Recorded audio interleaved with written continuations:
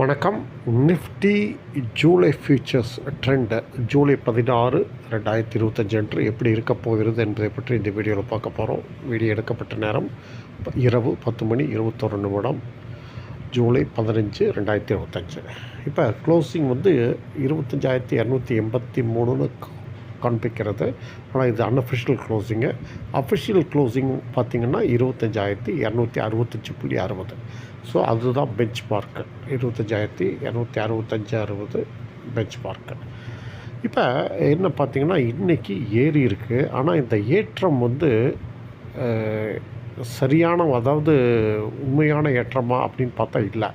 இது எப்படின்னா two way ட்ரெண்டுன்னு, நாளைக்கு ட்ரெண்ட் எப்படி இருக்குன்னு பார்த்திங்கன்னா டூ வே ட்ரெண்டுன்னு என்னுடைய ஃபார்முலா சொல்லுது. அப்போ இது எந்த நிலைகளுக்கு இடையிலனா கீழே 25,112, மேலே 25,419. இதற்கு இடையில் இப்படி இறக்கமும் இருக்கும், ஏற்றமும் இருக்கும். அதுதான் எதிர்பார்ப்போம்.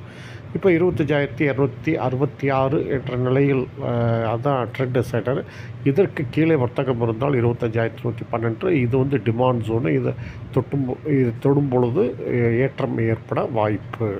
அதே சமயம் அந்த 25,265.60க்கு மேலே நிலை கொண்டால் அப் ட்ரெண்டு, அப் டார்கெட் 25,402, 25,419 மல்டிபிள் ரெசிஸ்டன்ஸ் லெவல்ஸ். இது வந்து சப்ளை ஜோன். இது தொடும்போது இறக்கம் ஏற்பட வாய்ப்பு. சரி, இப்போ 25,112 உடைத்தால் என்ன ஆகுதுன்னு பார்த்தீங்கன்னா 24,958, 24,865 என்ற நிலைகளுக்கு சரியக்கூடும். சரி, மேலே 25,419 கடந்து ஹோல்டு செய்தால் 25,573 என்ற நிலையை அடையக்கூடும். இதில் என்னென்னா வீக்லி சார்ட் படி பார்த்தோம்னா 24,865 வரை சரிய வாய்ப்புன்னு வீக்லி சார்ட்டு சொல்லுது. இது வந்து மினி சப்போர்ட்டு. சரி, இந்த இறக்கத்தை தவிர்க்கணும்னா என்னென்னா 25,402 என்ற மினி ரெசிஸ்டன்ஸ் லெவலை கடக்க வேண்டும்.